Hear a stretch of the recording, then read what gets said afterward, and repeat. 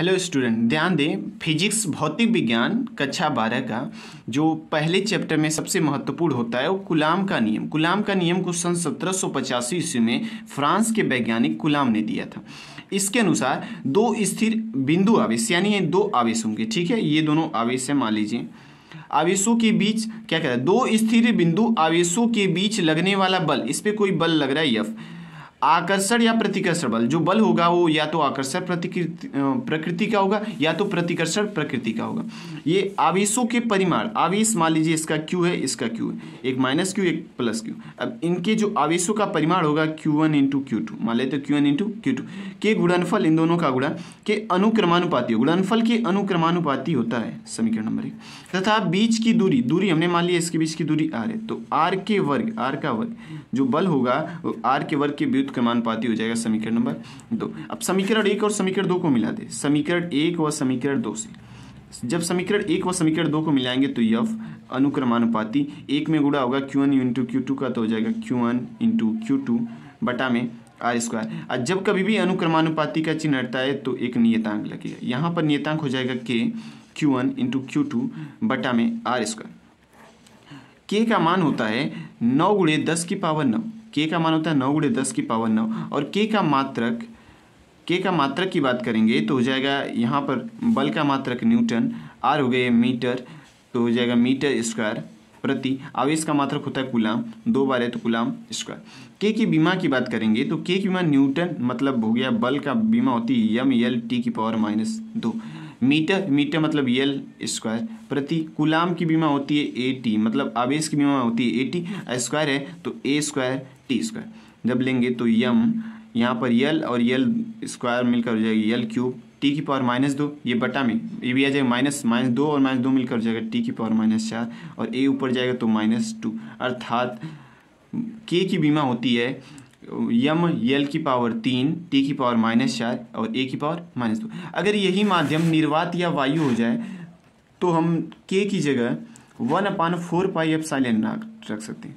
K की जगह 1/4 pi epsilon not रख सकते हैं, जहाँ एप्सिलॉन नॉट निर्वात या वायु की विद्युतशीलता कहलाती है। निर्वात या वायु की विद्युतशीलता होती है और एप्सिलॉन नॉट का मान 8.85 गुणे 10 की घात -12 होता है।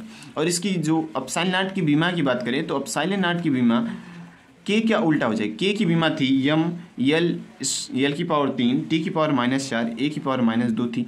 ये K की बीमा थी, इसका उल्टा हो जाएगा यम की पावर 1, यल की पावर -3, ये माइनस है तो प्लस हो जाएगा, ये भी माइनस है तो प्लस। तो एप्सिलॉन नॉट की बीमा हो जाएगी यम इनवर्स यल की पावर -3, T की पावर 4, A की पावर 2।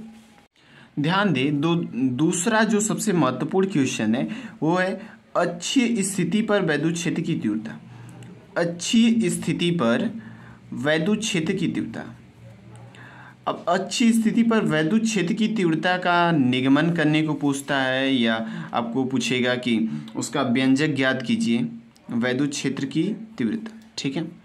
अब ध्यान देंगे, मान लीजिए हमने माना कि कोई आवेश है, यहाँ पर एक -Q आवेश है, एक +Q आवेश है, यहाँ पर बिंदु एक O है। इनके बीच की दूरी यहाँ से यहाँ तक की L, यहाँ से यहाँ तक की भी दूरी L हो जाएगी, ठीक है। यहाँ से बिंदु P पर वैद्युत क्षेत्र की तीव्रता ज्ञात करनी है, तो वैद्युत क्षेत्र पर तीव्रता E होगी, परंतु Q1 + Q के कारण यहाँ पर वैद्युत क्षेत्र की तीव्रता आवेश की ओर होती है, यानी E वैद्युत क्षेत्र की तीव्रता E2 और इधर हो जाएगी E1।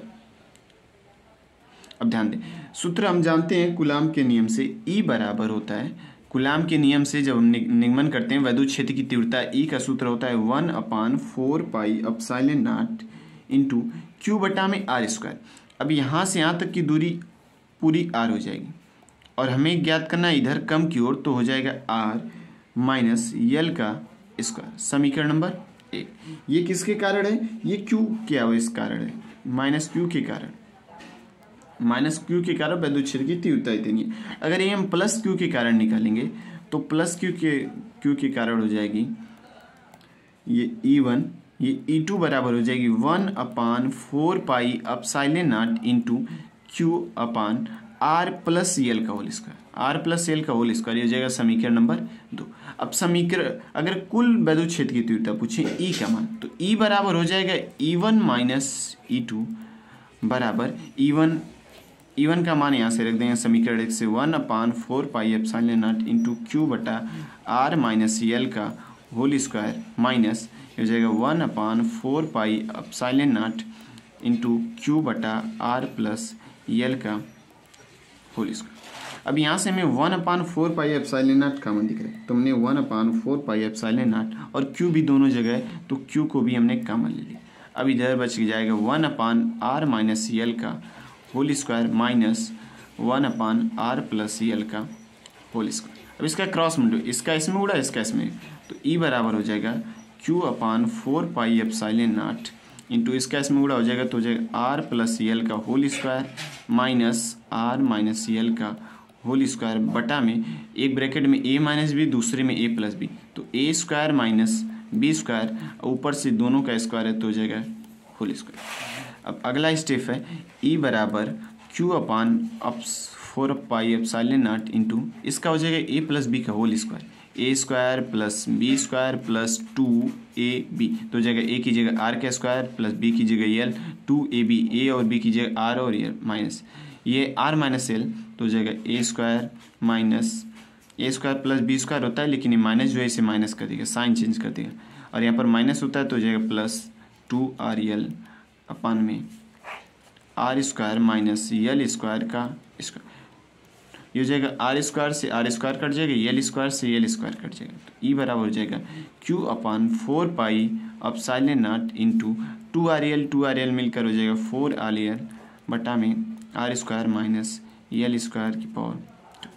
हम जानते हैं कि जो यल का मान होता है 2ql, p बराबर सूत्र होता है 2ql, इसे हमने तोड़ दिया 2ql होता है, तो एक बार 2l साथ में ले लें तो यहाँ पर बच जाएगा 2 और एक r बच जाएगा, 2 दूना 4, r इसके साथ यल इसके साथ बटा में ये 4πε0 अपनी जगह रहेगा। हम जानते हैं p बराबर 2ql, इस पूरे की जगह p हो जाएगा बटा में अगर मान लीजिए R square minus L square power square, हमने कहा जो यल का मान होता है वो 0 होता है, अभी हमने इसकी जगह p ली दिया p/4πε0 इंटू 2r बटा में R square minus L square का स्क्वायर। हम जानते हैं यल का मान जो होता है आर की अपेक्षा बहुत छोटा होता है, तो आर यल को हमने 0 को मान लिया, यल को लगभग 0 के बराबर मान लेते हैं, तो p बराबर हो जाएगा ई बराबर हो जाएगा 1/4πε0 इंटू 2r बटा में यल तो खत्म हो जाएगा क्योंकि यल का मान 0 हो गया, तो r और r मिलकर हो जाएगा 2 और 2 मिलकर हो जाएगा 4, ये r इसकी एक पावर काट जाएगा तो ई बराबर हो जाएगा p/4πε0 इंटू 2 ये हो जाएगा r की पावर 3, इसे हम लिखते हैं ई बराबर 1/4πε0 और 2 इसके साथ आ जाएगा तो 2p हो जाएगा 2p अपान में r3। तो ये हमारा हो गया अच्छी स्थिति पर वैद्युत क्षेत्र की तीव्रता। ध्यान दें तीसरा सबसे महत्वपूर्ण टॉपिक होता है वैद्युत द्विध्रुव के कारण विद्युत द्विध्रुव के कारण निरक्षीय स्थिति पर वैद्युत क्षेत्र की तीव्रता। हमें ज्ञात करनी है निरक्षीय स्थिति पर वैद्युत क्षेत्र की तीव्रता का व्यंजक या निगमन पूछता है। तो हमने माना कि -q एक आवेश है, एक आवेश +q है, इनके बीच की दूरियां l मिलकर हो जाएगी 2l दूरी हो गई 2r यहाँ पर दूरी रहेगी r। अब यहाँ पर कह रहा है यल यानी इसकी लंबाई यल होगी, तो अगर हम इसका निकालेंगे तो हो जाएगा हमारा एक लंब है, ये हो जाएगा पाइथागोरस की प्रमेय कर्ण का स्क्वायर बराबर लंब का स्क्वायर प्लस आधार का स्क्वायर, लंब का स्क्वायर प्लस आधार का स्क्वायर। ठीक है, लंब यल है तो लंब का स्क्वायर प्लस दूरी आर स्क्वायर, जब स्क्वायर हटेगा तो ये चला जाएगा कर्णी में, तो कर्ण का मान हो जाएगा लंब का स्क्वायर प्लस आधार का स्क्वायर। अरे हम बात करें -q के कारण वैद्युत क्षेत्र की तीव्रता, -q के कारण विद्युत क्षेत्र की तीव्रता, तो वैद्युत क्षेत्र की तीव्रता जो आएगी -q के कारण यानी E1 बराबर हो जाएगा 1/4πε0 इंटू q बटा में r स्क्वायर होता है, तो r की जगह है L square plus R square जो है कड़ी में, इसका स्क्वायर कर देंगे, समीकरण नंबर 1। अब अगर +q के कारण बात करेंगे तो +q के कारण वैद्युत क्षेत्र की तीव्रता E2 हो जाएगी, E2 बराबर हो जाएगा 1/4πε0 इंटू इसका भी आवेश का परिणाम q और दूरी वही है L square plus R square कड़ी में है जिसका वर्ग कर दिया जाए, समीकरण नंबर 2। अब वैद्युत क्षेत्र की तीव्रता कुल की बात करेंगे तो E बराबर हो जाएगा E1 cos theta plus E2 cos theta, दोनों को जोड़ दिया जाएगा। तो अब E बराबर हो जाएगा E1 और E2 दिख रहा है बराबर, तो इसकी जगह हम लिख सकते हैं 2E1 cos theta, 2E1 cos theta. तो E बराबर हो जाएगा 2। अब E1 का मान रख लेंगे 1/4 pi epsilon not into Q बटा में L square plus R square. करड़ी है जैसे यहाँ पर दिख रहा है, करड़ी और वर्ग, तो करड़ी और वर्ग दोनों स्क्वायर करेंगे तो करड़ी घट जाएगी, तो हो जाएगा इंटू कॉस थीटा। अब कॉस थीटा का सूत्र होता है आधार बटा कड़, आधार हो जाएगा इसके लिए यल हो जाएगा आधार बटा कड़ वही रहेगा, तो हो जाएगा आधार यल बटा में कड़ है L square plus R square. ठीक है, तो E बराबर हो जाएगा 2QL, इसकी जगह हम लिख सकते हैं P, इसकी जगह हमने लिख दिया P, यहाँ पर दिया 2QL, इसकी जगह P बटा में L square plus R square. इसकी पावर कुछ नहीं है तो 1। अब हम जानते हैं घातों को जोड़ा जाता है, गुणे में हो तो घातों को जोड़ दिया जाता है, तो L square plus R square, इस पूरे की घात 1 है 1, और यहाँ पर करड़ी में है तो किसी भी करड़ी वाली संख्या की घात 1/2 होती है 1/2। तो E बराबर हो जाएगा 1/4 pi epsilon not into P बटा में L square plus R square की पावर 2 1 कम 2 1 3, तो हो जाएगा पावर हो जाएगा 3/2